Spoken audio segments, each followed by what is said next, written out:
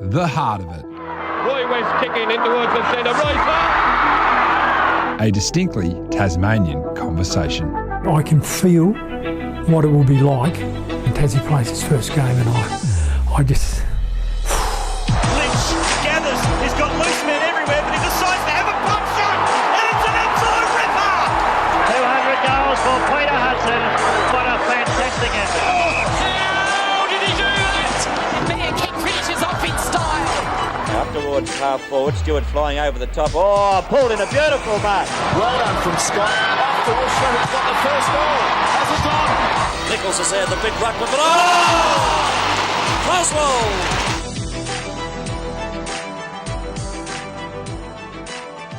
Welcome to The Heart of It. I'm Alistair Nicholson. Today, a member of the Tasmanian football team of the century. One of only 4 Tasmanians to have played 300 games at the highest level. Paul Williams was drafted to Collingwood while still at school and joined the Magpies the year after they won a drought-breaking premiership. But despite thinking the club was in for a period of sustained success, it never materialised. The Williams story has many fascinating chapters, from family-run pubs, fish and chip shops and Tasmanian State League football, to the tragedy of losing the man he refers to as his on-field minder, Magpie teammate Darren Millane. He played on Nicky Winmar the day he famously lifted his jumper and pointed to his skin at Victoria Park, and left Collingwood in controversy, something he now regrets, but a move that ultimately led to a premiership with Sydney late in his career. And now Williams sits on the AFL tribunal, where he thinks change is badly needed to protect the game's fabric. This is Paul Williams' Tasmanian football story.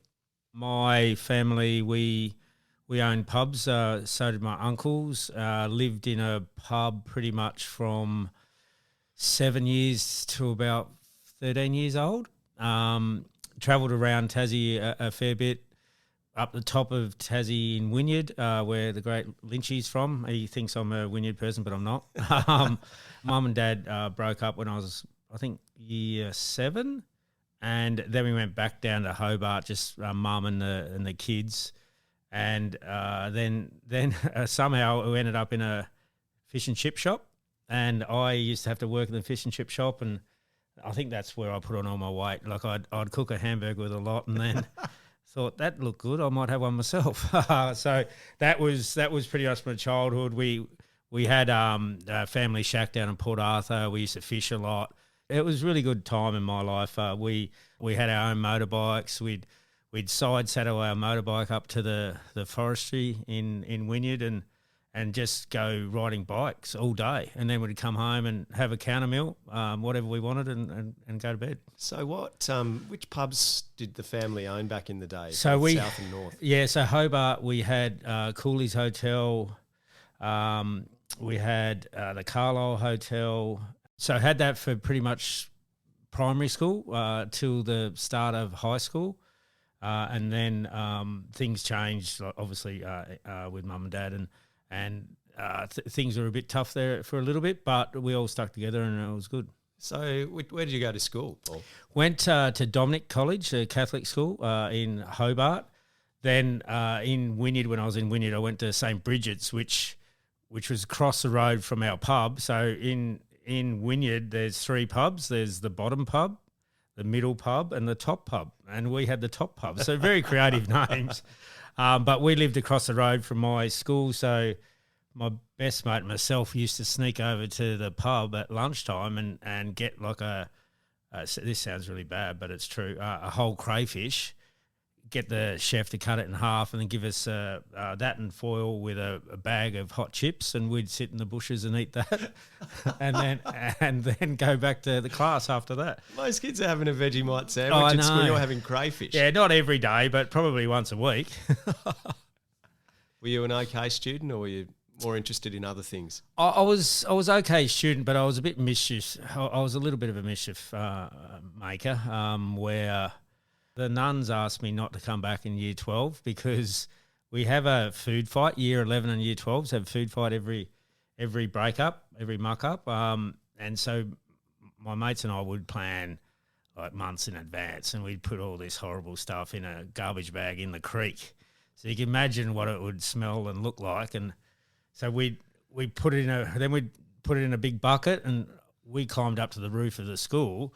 We'd have like a soup ladle and we'd throw it at people. Oh, no. It was horrible. And unfortunately, I heard footsteps and I threw it, and it was the nun coming around the corner, and I hit her right on top of her head, and she got my mum in and said probably Paul should concentrate on football. And we don't know whether year 12's for him. So your first football experiences, where were they? The real stuff, I suppose, was North Hobart. Like when I started playing seniors, I was lucky enough to get a go when I was 15. Only played about 5 or 6 games that year, and then got drafted at the end of the next year. End of that year. I just turned 16, so you could draft back then at 16, but my senior coach in Tassie, he convinced me, which was a good decision, to actually stay. You could stay in Tassie for another year, play against the men as a 16-year-old rather than coming over to Melbourne and play probably at 19s, might be lucky enough to play reserves. So that in hindsight was a really good decision, because I got to feel the harder, sort of more forceful contact against the men, and that held me in good stead when I came over. Yeah, I want to ask you about that senior experience at North Hobart, but did you play junior footy up the northwest coast as well? Do you remember that? No, just played local for Wynyard, played for the local team, played the state teams. I played in all of those from about under 14 or 15, whatever it was, to Till Cup. Played a couple of years in Till Cup, but didn't really get so serious with footy until probably 15. Okay. Who do you remember in those junior state teams that you were playing with, or even with your junior footy up the coast? You had some good players, Lynchy around that time, Chris Bond, Jamie Cox was a Wynyard boy, Dean Hill, some good sportsmen up there. Yeah. So, I was a little bit younger than those guys. So I had Scotty Doreen. I remember Nick Probert was another one that I played a bit of footy with. There's a lot of talented guys in Tassie, especially in that time frame. James Cook was another one. He got drafted. He had a really good 1990 Till Cup from memory. So we had a pretty good team, and we always did quite well. But it's changed a bit now with the way that they do the Till Cup, etc. But in our era, you played everyone. It wasn't like 2 divisions. It was, we got to play against Victoria, we got to play against South Australia, we got to play against WA, and WA was a really strong team because it had like Glenn Jakovich, Ashley McIntosh, and a few others of that West Coast ilk around that time frame, and they were very difficult. You were the Lark medalist. You were the best player at that carnival, but that's in 1990. You've already been drafted in 1989. So what's it like playing in a junior carnival when you're already on Collingwood's list? Yeah, it was interesting because like everyone was sort of – Shane Watson, a teammate of mine at Collingwood, he also had been drafted to Collingwood as well, playing for Victoria. And you do probably look at the ones that have already been drafted to see how they go and all that sort of stuff. And I think the Till Cup in 90, I was lucky that I was playing against like men, and it felt like it was a drop down a little bit for me in terms of I was used to like going against these guys that were 28 and 29 and sometimes 30, 33, 34. And you could probably break tackles a little bit easier and all that sort of stuff. It was I wouldn't say it was an easy comp, but I just felt from where I was playing to coming down, it was a bit of a drop down, and I had a bit of confidence because of that, I suppose. Yeah, Gary Davidson was your coach at North Hobart, wasn't he? And they were in 89, yep. Really successful period. They won the State League Premiership in 87, and then in 1989 won it again. How many games did you play in 89? I only played, I think, 5 or 6. I was emergency for the grand final, but I was only, I was only 16, just turned 16. So wasn't really a realistic chance to be in it. But I think Gary put me in the squad to give me the experience, which was really good, and I enjoyed that. It was great. And then 1990, Roland Crosby took over from Gary, and he played me all year. I played the full season with him, and that was a really fun year. Yeah, we didn't make the finals, so he was a premiership coach at Devonport in '88, wasn't he? Yeah, one of those, yeah. Quite volatile grand finals. Yeah, so it was weird. Like I was at a footy club in '89. They won the flag. I didn't get in. 1990, I was already drafted at Collingwood. They played in the grand final and won the flag in 1990, but I didn't come over to October. And then 91, after I'd left, North Hobart won again. So I thought I'm not destined to win one of these things. You got there in the end. It did take you a while, but we'll talk about that later on.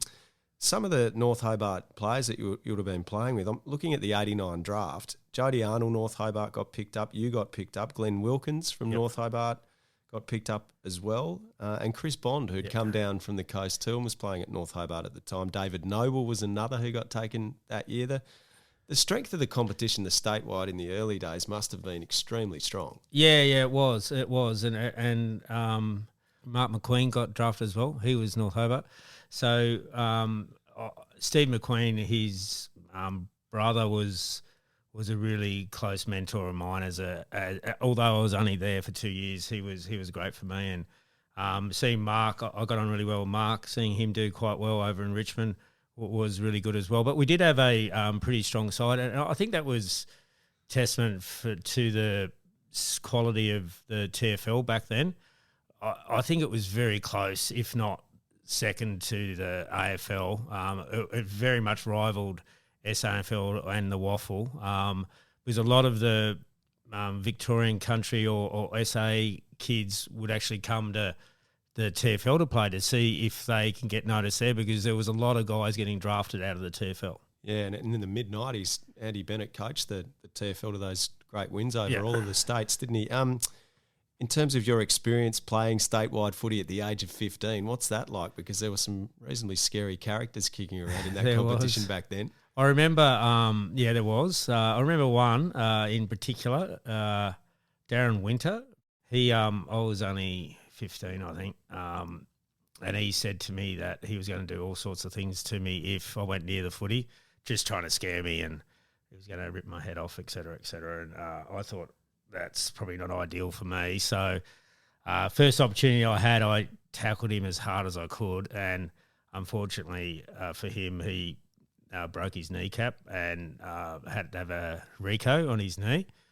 And I was a little bit of a smart ass back then, and as he was screaming, I sort of just said, "Well, you're not going to get me now, are you?"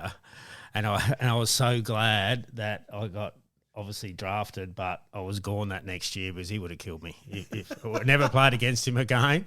And I'm very, very lucky man that I didn't. He's a hell of a nice bloke, Darren Winter, but gee, did he get white line fever? He had it big time, and I suppose he reminded me a little bit of John Worsfold as well. Woosha, he did the same thing. Like he would try to intimidate the young kids as much as he could, and I think Darren kept me in good stead for when Woosha tried to do his huff and buff to me as well.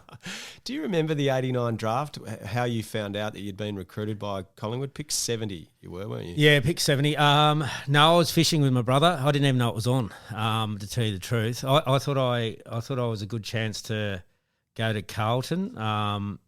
They showed probably the most interest in me. But then I actually did forget that the draft was even on, because it wasn't as publicised or anything like it is now. And then I came back from fishing. My brother and I caught these big trout. We were very happy with that. And Mum said, "You've been drafted." I said, oh, was that on today? And I said, "Who to?" She said, "Collingwood." I said, "Collingwood?" Because they rang probably, I think, the night before, just for the first time, just to have a chat over the phone. Like they didn't do a lot, where Carlton did a fair bit, and in the end, it was really good. I was lucky to get drafted. But yeah, either club would have been fantastic to go to, but I was really lucky to go to Collingwood. 1990, Tassie plays in a famous win against Victoria at North Hobart Oval. You're still in the state then, and can you remember that? I watched it. I was sitting on the wing in that little stand. I think it was the Roy Gazali stand, I think, in North Hobart. It was only a little one. But watched that and remember that quite vividly. It was a great result because we hadn't beaten the Big V for a fair while, and they tried to. I remember EJ Whitten saying that all the blokes for Victoria won't play for Victoria again, losing to Tassie and all that sort of stuff. So it was a great fillip for all of us. I enjoyed it, and all the Tassie people. Look, we used to get a good crowd back then down there. So that's why I'm super keen to see this next evolution of the Tassie footy going into the AFL. Can't wait for that. Yeah, absolutely. When you're a young fella watching on the wing at North Hobart Oval and Tassie beats Victoria, and you've got some great Tasmanians and players that you probably played against running around there, some that you would eventually end up playing with. Did you have aspirations yourself to play State of Origin for Tassie and pull on the map? Yeah, I always wanted to. I was lucky enough to play, I think, that next year. You did, yeah. And I always, every chance I had, if there was a game, I was always going to play it. Whilst it was good when they went to the Allies concept, still didn't really mean the same because, like, we're all from different states and all that sort of stuff. So that when we did get a chance to wear the big T on our chest, it was very special. You played in the last State of Origin Tassie game, which was Bellerive against Queensland Northern Territory as well.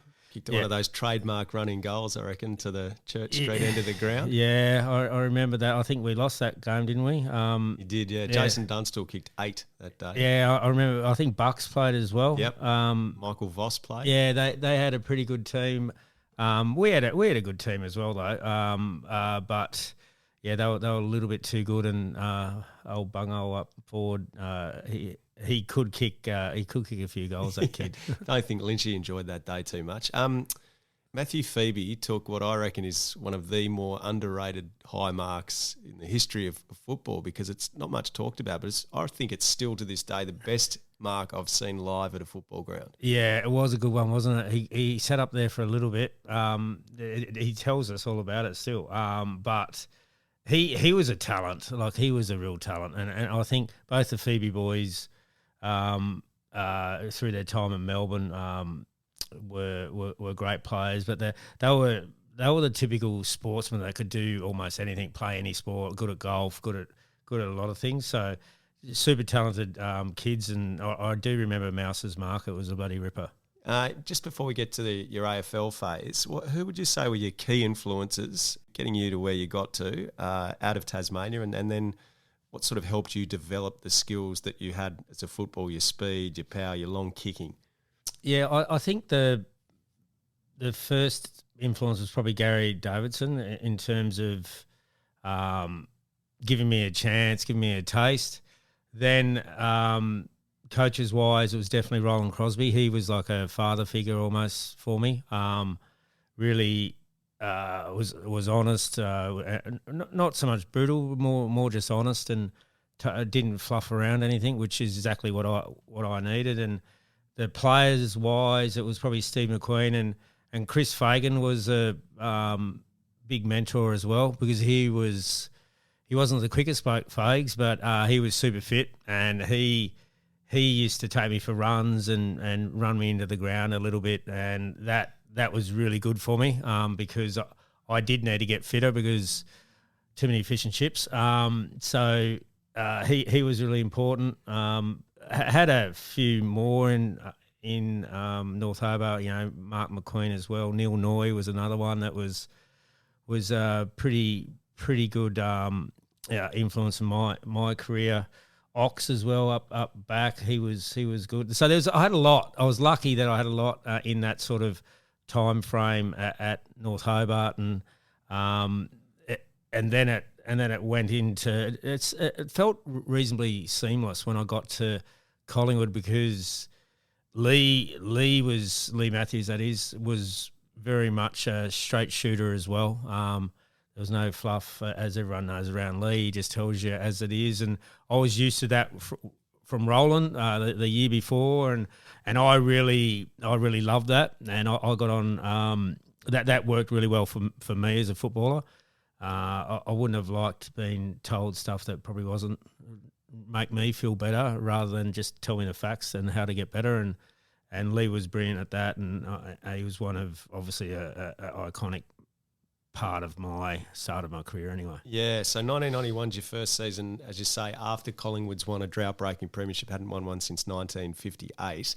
And then 91, they missed the finals, finished 7th in the top 6 that year. What are your memories of that first season, and what your expectations were when you got to Collingwood, knowing that you were walking into a premiership team? Yeah, well, I had no expectations in terms of when I wanted to debut or if I would debut that year and all that sort of stuff.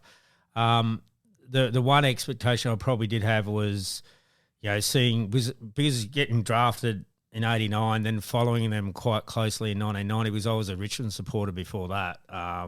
So followed them very closely in 1990, and felt like I knew the players, but I didn't. And I was expecting to see them at the October at the start of pre-season, but I didn't see them till about January, which is probably why we started so poorly. And the guys got fit probably halfway through the year, and we came home hard. I remember that. We came home really hard and just missed that top 6, I think, back then. Yep. You had to be top 6. So that was disappointing, with the fact that we were a lot better side, clearly, than where we finished. And I think the next year we finished equal top, but third, and went out straight away in the elimination final, so that hurt as well.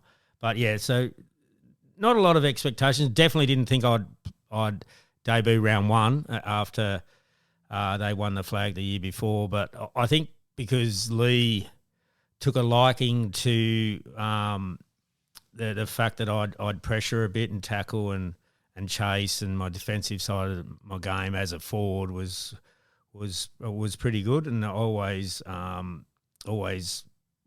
felt I played my best footy when I put all that pressure on, and I think he liked that. He gave me a chance, so I was lucky, and I was probably also lucky that half the team was still drunk from the year before, so I got a game because of that as well. Your first game is against Footscray at Waverley. What memories do you have of the day? I've looked at the numbers. Dacos kicked 5. You guys won comfortably. Ronnie McEwen kicked 5 that day as well. And Colin Alexander, who'd kicked 4 for Tassie in the state game the year before, he was part of that team as well, wasn't he? He was. I remember playing on ball for a fair chunk of the game on Terry Wallace. I remember playing on Terry Wallace, and I actually did okay on him. Like I only played 3 quarters though, because I had an all over body cramp at 3/4 time, and I couldn't play the last quarter. But I got in trouble with Lee on the Monday, because they interviewed me being a 17-year-old playing debut, all that sort of stuff, and I said something like, I don't blame Terry for not going anywhere near me, because I wouldn't go near me either. I'm only a kid. And it got thrown out of proportion in the paper, and it said like rookie slams Wallace. And for some reason, Terry and I really haven't seen eye to eye after that for a long period of time. And which Lee did smack me across the chops a bit. Yeah, it's definitely not great to look like I've slammed one of the greats of the game, who's a multiple premiership player. That wasn't a great moment, but a lesson learnt. Yeah. What was it like playing at heaving Victoria Park in those days? Oh, I loved it. It was pretty volatile for the visitors. I loved it because you could hear the noise, and it was you could almost hear what they're saying to the opposition, and a couple of times you'd have to look at them and say, "Oh no, that's probably going too far. You probably need to pull up there." And but the actual I was lucky enough to be able to play in an era where we still got to play in the suburban grounds, and we got to play at the MCG and whatnot. So I'm blessed with that. I know some people would have preferred just to play on the big grounds all the time, but it was really enjoyable. You just felt like it was more personal playing in those suburban grounds. You mentioned the final in 1992 where you got knocked out in the first round. Was that St Kilda that you played? Yeah. Is that the game where you bounced the ball down the wing with Nicky Winmar chasing after and you kicked the goal? That's later in your career? No, that was a bit later. That 1992 one, I got gastro the night before and Lee wouldn't play me. So I was sitting in the outer, just hoping that the guys would get the job done. And when they didn't, obviously I was shattered and flat that I couldn't go out there and help them on that day. But always thought, it's not going to be too far away and we'll have another final. Yeah. And no, like I played in – so I missed the 92 final out straight sets after winning 16 games out of 20 and only losing 6 that year. That was pretty brutal. But then we played, I think, West Coast – in 94, but we finished 8th and they finished 1st and we lost by, I think, 1 point or something over there and then I didn't play another final for the Pies. Wow. Yeah. So you think as a kid, you're coming into a really successful footy team with a great future and then only to play one final in the 10 years that I was at Collingwood was probably the biggest disappointment out of everything at that time. Yeah. You mentioned Victoria Park, and I was talking about Nicky Winmar and that great goal you kicked at Waverley Park. You were also out there that day in 1993, round 4, when Nicky lifted up his jumper, weren't you? Yeah. What are your memories of that day? Played against I played on Nicky a bit in that game, and he wrongfully was getting abused a fair bit by the people in the outer, and I remember him playing a really good game. Him at the end of it, I wasn't far away from him when he did do that iconic pose for that photo, and I think it was a pivotal moment for everyone in a way. Like they still listen. There's still room for improvement now, but it's come a long way from where it was back in early 90s, mid 90s, and Nicky's such a good human. Him doing that was a pretty special moment for all his mob, and I think that probably was the start of us fixing things that we needed to fix as in terms of sporting people and more so the fans. They needed to pull their head in as well. Yeah, it's almost the most powerful image in the history of the game. Wayne Ludby was the photographer. You had to deal with a really difficult introduction at Collingwood as well, because 1991 was the last season that Darren Millane played for Collingwood, wasn't it? Before he tragically died in a car accident. You're only still a teenager when that happened. What are your memories of that whole situation? Yeah, it was devastating. Like Pants was a real minder for me that first year, and I know we spoke jokingly about Darren Winter and Woosha Worsfold, but Woosha used to try to rip my Adam's apple out, and Pants would come over and protect me and get in a fight with Woosha and tell me to take off, and I'd take off straight away. But he he's only 26. Like I was 18, he's 26.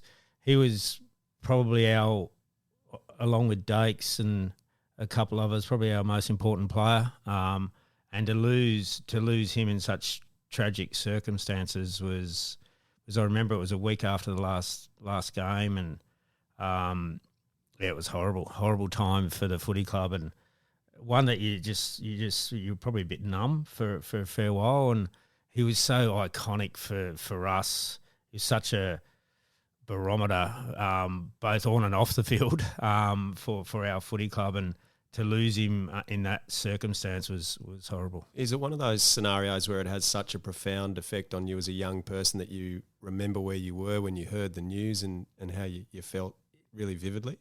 It's almost like when I suppose Lady Di went for me. Like, I remember that one vividly as well.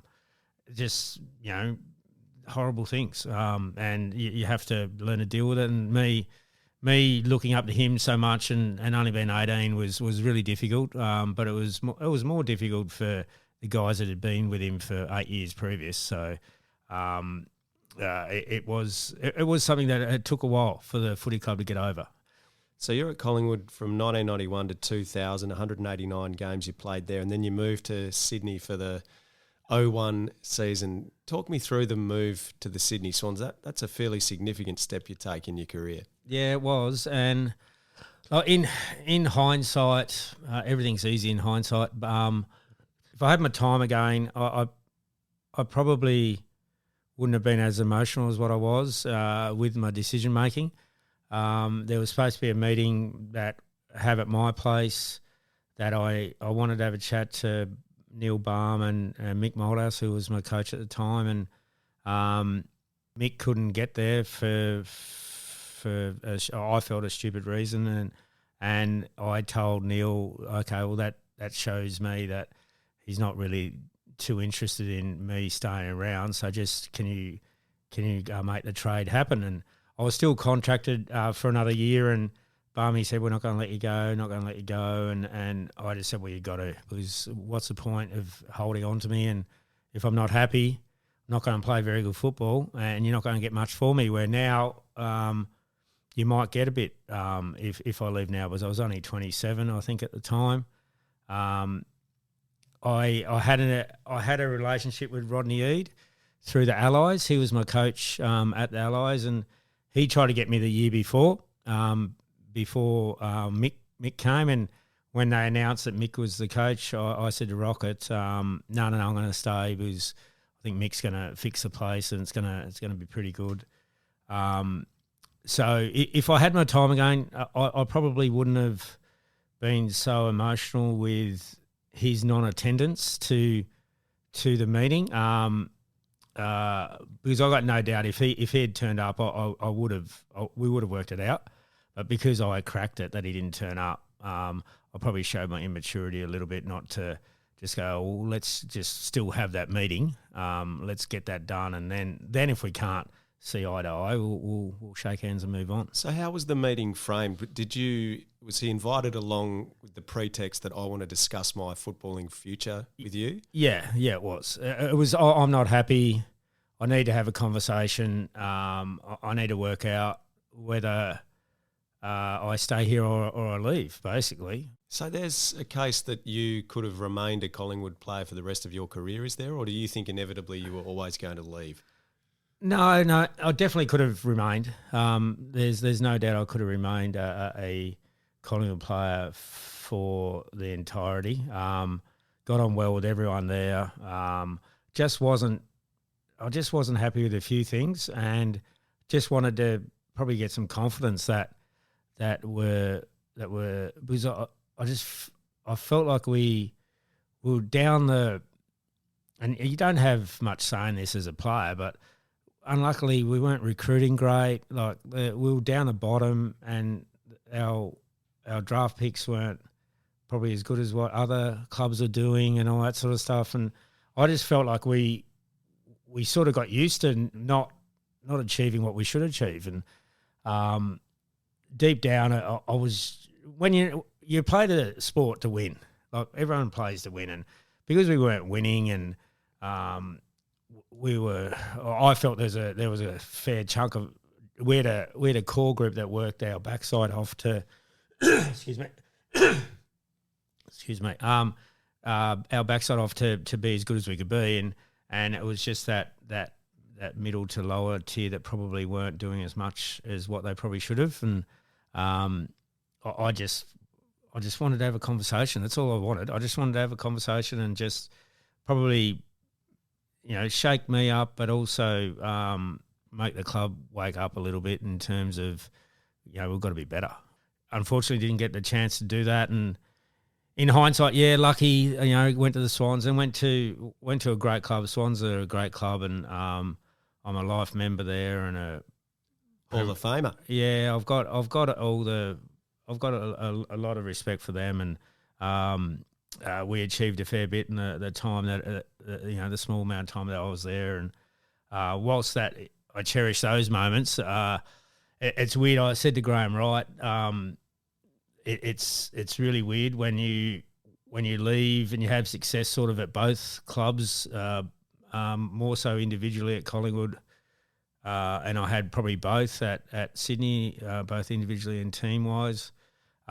You sort of don't feel, which one's my club. You sort of, am I a Collingwood fan or am I a Swans fan? And you are torn a little bit when you've played at a couple of clubs, which is probably real for a lot of players now. Was there's a lot that don't end up being that one club player, and the ones that do become stay the one club player, I envy them a little bit. Yeah, okay. When you get to the Swans in 01, how obvious is it to you that either they have the right kind of culture, that Bloods culture that's so famous, or that they are in the process of building it towards something special in 05? They were probably building it. It took. I remember they employed Ray McLean from Leading Teams. He was pretty unique back then in terms of his leadership program and the way that he got everyone to probably look in the mirror a lot closer than what we all normally look, and to challenge each other. So I think him coming on board gave us the platform to build the Bloods culture, and I suppose the rest is history now. But it's a very, very strong footy club, footy admin. Like they all are always on the same page, and there's not many leaks in that footy club, and that's a great sign. There's a few clubs like that, and probably Geelong's the other one that's been great in that sort of period as well, and they've been able to sustain it, and not every club can have the success that both those clubs have had, and you need to have great leadership to be able to do that, and a great culture within the footy club, and I think they're the two clubs that I look at now that has been able to sustain that for a long period of time. So in game 294 of AFL football, you play in a premiership. At the time, it was the most number of games played to reach an inaugural premiership. I think Shane Crawford ended up surpassing that, didn't he? Is that good or bad? I don't know. It's a lot of footy. There's a lot of footy. To eventually get there was super special, and even I think it was a year after or the 2 years after when Crawf got there, I was wrapped for him because he was over 300 games, I think, and that's too much footy to play without getting a premiership. Yeah, and the drought-breaking premiership of over 70 years for South Melbourne, Sydney as well. How special was that to be part of that drought-breaking premiership? Yeah, it was huge, and I think probably we didn't see it till after the game, but you saw what it meant for everyone and how long it'd been, and 72 years I think it was, and to be a part of that was super special. We probably enjoyed it a little bit too much in the rooms after, and I remember I got drug tested that day, and the guy, and I had both my daughters with me, and I was having a crownie to celebrate, and the drug tester said, you probably need to get off the beer and have water because it might take a while to get a valid test, and it means I'll be with you for a fair while rather than let's getting it done and getting it dusted. And I said, are you married? And he said, yeah. I said, well, ring your wife. You're going to be here for a while. There's no chance of me having a water.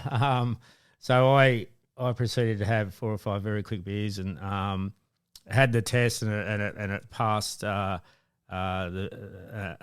it was fine. And we, strangely enough, I think we were one of the first to go back out in the MCG and sit around the circle after the win, and we were sitting there just talking crap to each other and having a beer, and then we got ushered back to the room saying, no, we need to go. We have to go to punt row to the the after party, and we get presented to the fans and all that sort of stuff, and we're all in the bus trying to get out of the MCG. We're locked in the MCG.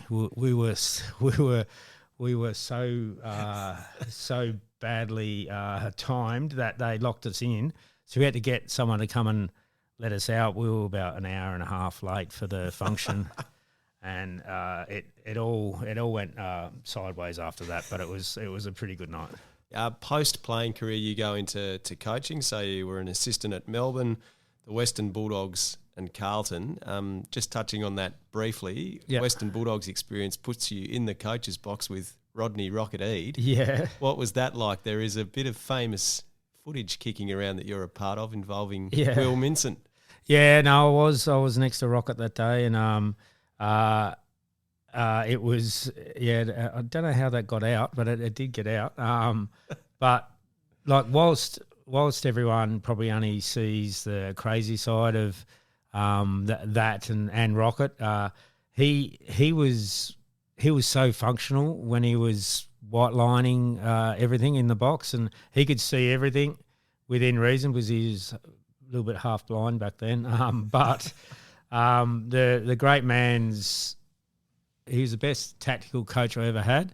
And when I sat in the box with him, he was brilliant. Like he could see things that not many coaches could see. And whilst it was pretty crazy for that little period, in that one bit of audio that got leaked, it wasn't always like that. We'd have some fun in there as well. It's interesting how all the bad stuff always gets out, but that was fun. Looking back at it, I think it was Leon Cameron was trying to talk to me, and and Rocket was going over the top, screaming at both of us, and where Leon and I could actually function pretty good through that. Other guys in the box probably struggled a little bit. It was quite funny. How did you end up on the AFL tribunal? Yeah, I think it was interesting when this is not painting a good picture for Mick, but I'll say it anyway. Again, when Mick got the job, I was still contracted at Carlton. I went there after I didn't get the senior job at Western Bulldogs, because I thought Brendan McCartney, I think, got that gig that time. Yes, yep. This is you'd been an assistant there, then Brendan came in, and you had 3 games at the end of the season, didn't you? Yeah, when Rocket left, I had the last 3 games, and I enjoyed that, really did enjoy it. But when I didn't get the senior gig, I thought it'd be better for Brendan and I got on really well with Brendan, but I thought it'd be better for him if he brought in his people and I took off. Although I'd only been there 3 years, but still I thought it would be much better for him to have a clean slate to be able to bring in as many people as he could. And I got on well. Mark Riley, who was the assistant coach at Carlton, rang me and said, Rats wants to have a conversation with you. And so I went and had a chat with him and Brett, and got on really well with them. I knew Mark, but I got on really well with Rats straight away, and I thought it was a huge opportunity to because my role was going to be around stoppage and taking care of Chris Judd, Mark Murphy, Bryce Gibbs. So it was pretty good midfield, and I thought, I'd really like to do that. That'd be great. Unfortunately, that year we had a shocking run with injury, so it was a really difficult year. And Carlton being Carlton, they eat their own a little bit and thought that it had to be Rats' fault why they didn't win and play in the finals. So they decided to go down the Mick Moldhouse route. Then Greg Swan rang me and said, if Mick comes, you're probably in trouble because he holds grudges or whatever. And I said, come on, like, we're grown men. Let's just have a chat. And if we can't work together, shake hands and move on. And then about 4 days later, I got fired by Courier. So I got a check where I didn't even get didn't get a chance to speak to Mick again. And they paid me out, and I didn't do anything that next year. Just worked out. I decided I was put a bad taste in my mouth with footy, in general. The second time Mick had done that to me, and I thought, nah, I'm not doing this anymore. I'm still young enough to go into the corporate world and start something which I'm not, which you don't know, because you become institutionalised almost. Being, like I was at so from 17 to 40, I'm in the AFL world, in that bubble, and you don't really know what's on the outside until you jump out. And in hindsight, Mick did me a huge favour, because now I'm definitely outside of that. But that's when, to go back to this long-winded answer, sorry, go back to the tribunal question.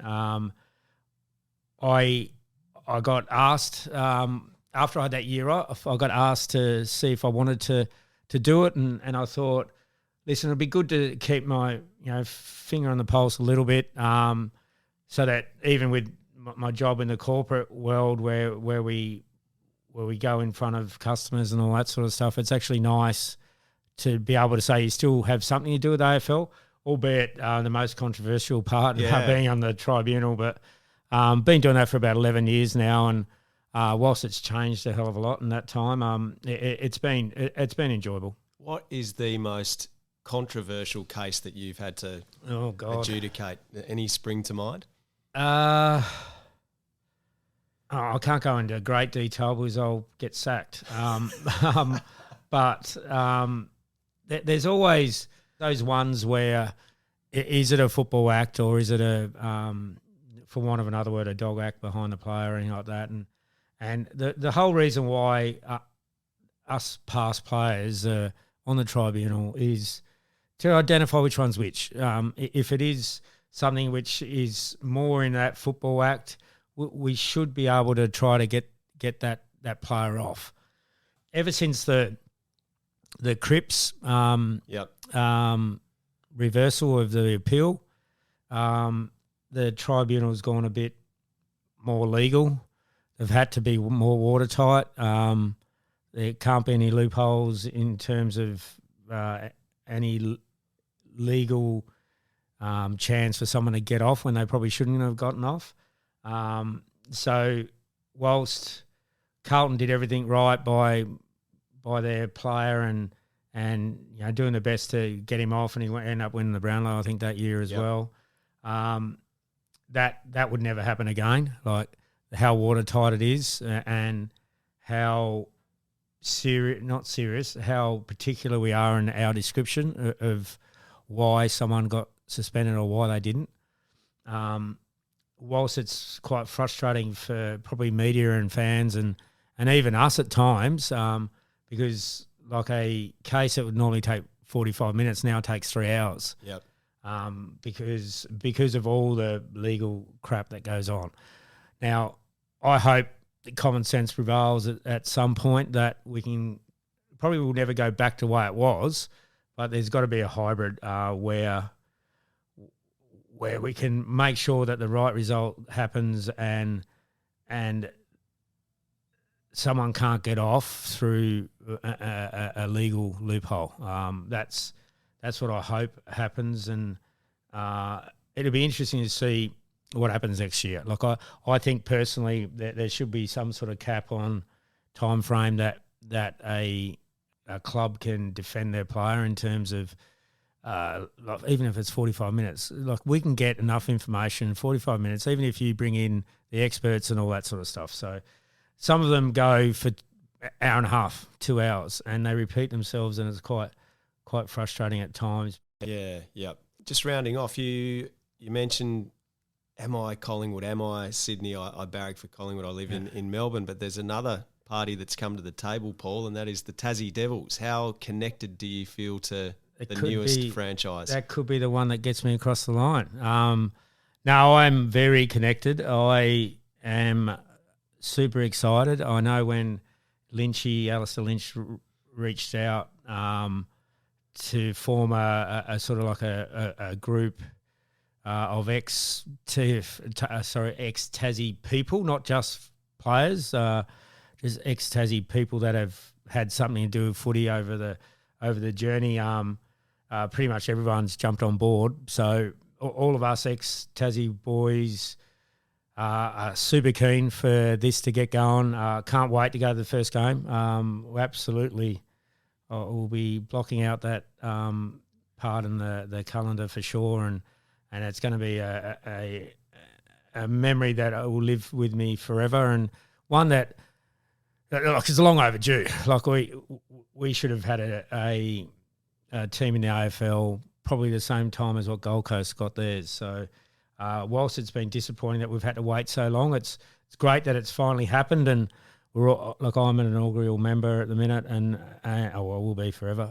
But there's over 200,000 I think that jumped in at that start, and that's an indication of not just Tassie people that jumped on, but so many Tassie people that live over in the mainland that want it to succeed and want it to do well. We just most recent history is the Jack Jumpers and how much Tassie has jumped on the back of them. And I think if they get the right people, Brendan Gale's huge. It's a huge get by the group to be able to get him, and they just need to make sure that they pick a coach which has the